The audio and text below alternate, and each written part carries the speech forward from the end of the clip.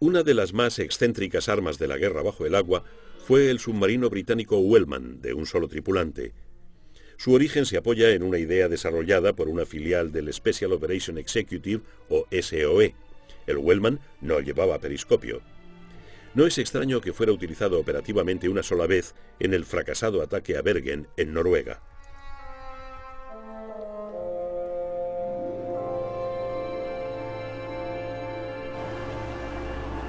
Igualmente ingeniosa era la Mobile Flotation Unit, diseñada para servir de base sumergible a las operaciones de comandos.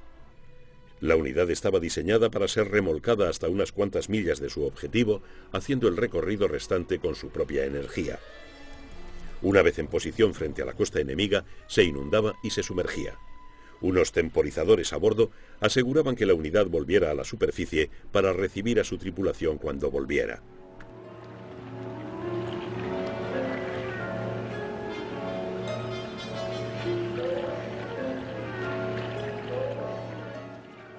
Una vez en tierra, los comandos marchaban a sus asuntos.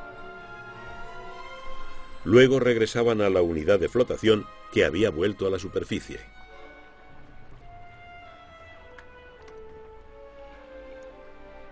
Y se iban a todo trapo para reunirse con su barco nodriza.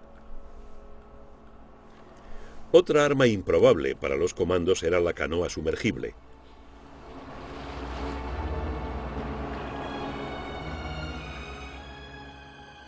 Diseñada para eliminar redes y obstáculos enemigos, la canoa podía dirigirse hacia su objetivo con un riesgo mínimo de ser avistada.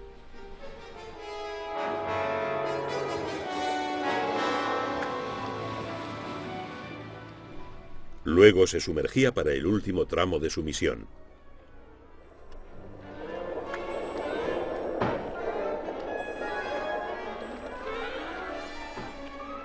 El operador podía fijar 2 minas Lapa de 2,5 libras al casco del objetivo antes de alejarse para reunirse con su transporte.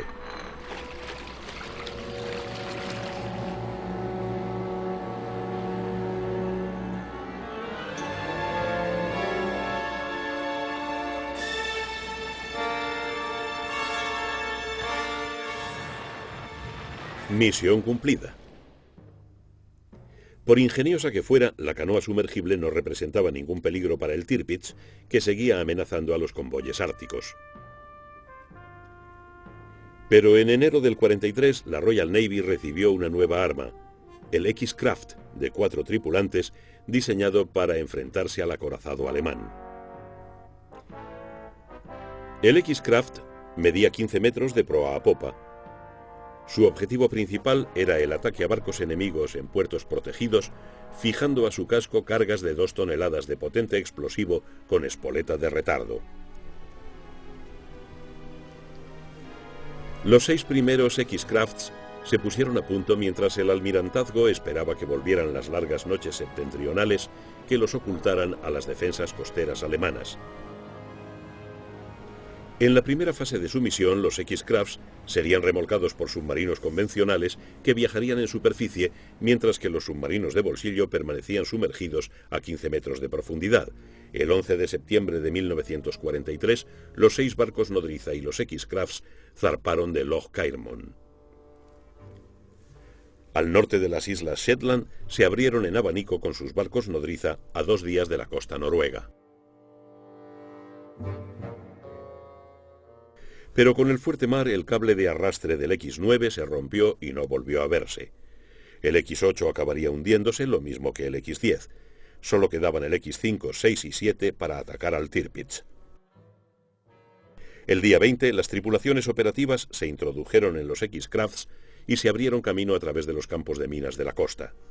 Se tardaron 2 días más de navegación y ocultamiento en el fondo antes de que los diminutos X-Crafts alcanzaran su gigantesco objetivo.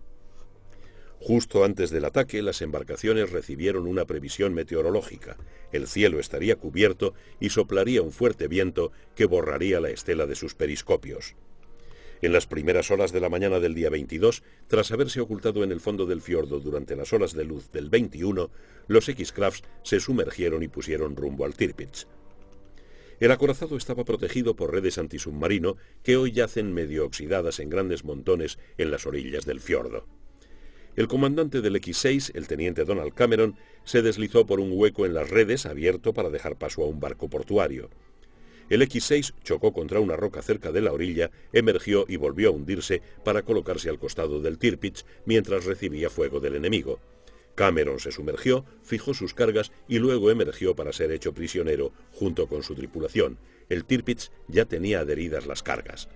Mientras tanto, el X-7, mandado por el teniente Godfrey Place, había llegado también al Tirpitz tras haber pasado una hora atrapado en las redes antisubmarino. Place emergió junto al Tirpitz y volvió a sumergirse para colocar sus cargas.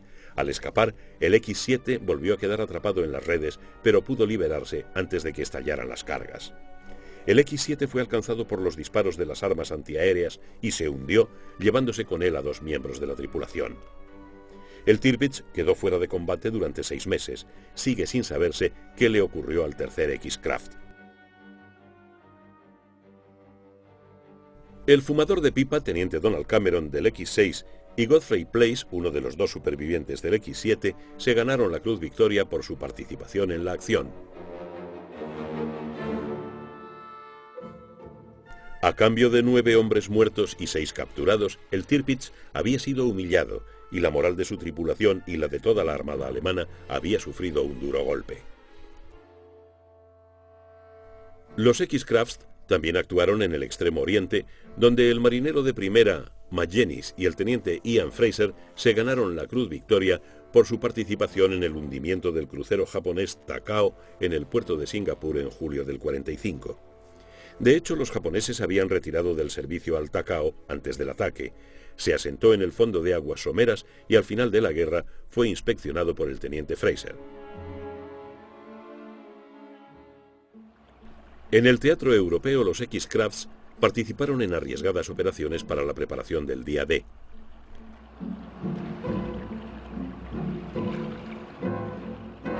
Su misión consistía en desembarcar hombres de operaciones combinadas en playas seleccionadas de Normandía bajo las barbas del enemigo para tomar muestras de arena para su análisis. De estos y de otros muchos factores dependía la elección de las playas para la invasión de Normandía. Los hombres que actuaban en estas misiones llevaban píldoras suicidas con la orden de tomárselas si caían en manos enemigas. Afortunadamente para aquellos valientes, ninguno tuvo que hacerlo.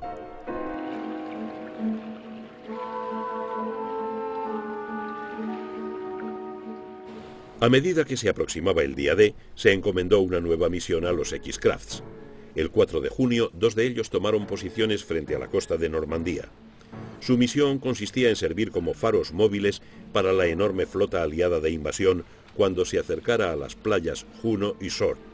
Cuando la invasión se pospuso durante 24 horas, sus tripulaciones tuvieron que pasar un día muy incómodo, sumergidos, antes de poder llevar a cabo con éxito su misión.